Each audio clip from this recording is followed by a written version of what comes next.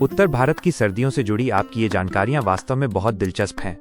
ये सुनकर थोड़ा विरोधाभासी लगता है कि जब पृथ्वी सूर्य के सबसे करीब पेरिहीलियन होती है तब हम सबसे अधिक ठंड महसूस कर रहे होते हैं।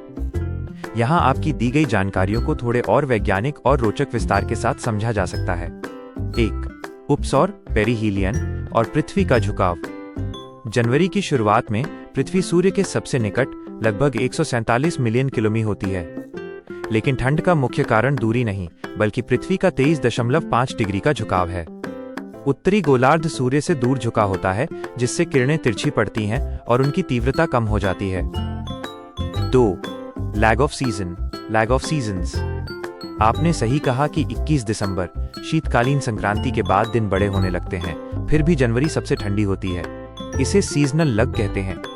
जैसे दोपहर 12 बजे सूरज सिर पर होता है लेकिन गर्मी 3 बजे सबसे ज्यादा होती है, वैसे ही धरती और महासागरों को दिसंबर में मिली ठंड को पूरी तरह सोखने और तापमान गिराने में कुछ हफ्तों का समय लगता है।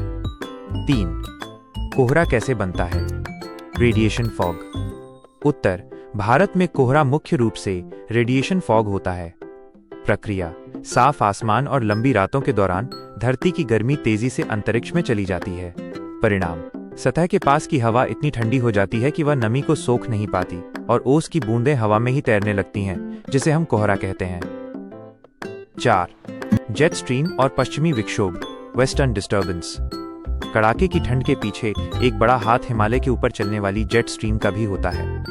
ये हवाएं भूमध्य सागर से नमी लेकर आती हैं। पश्चिमी विक्षोभ, जिससे उत्तर भारत के पहाड़ों में बर्फबारी और मैदानी इलाकों में बारिश होती है, जो हाड़ कंपाने वाली ठंड का कारण बनती है।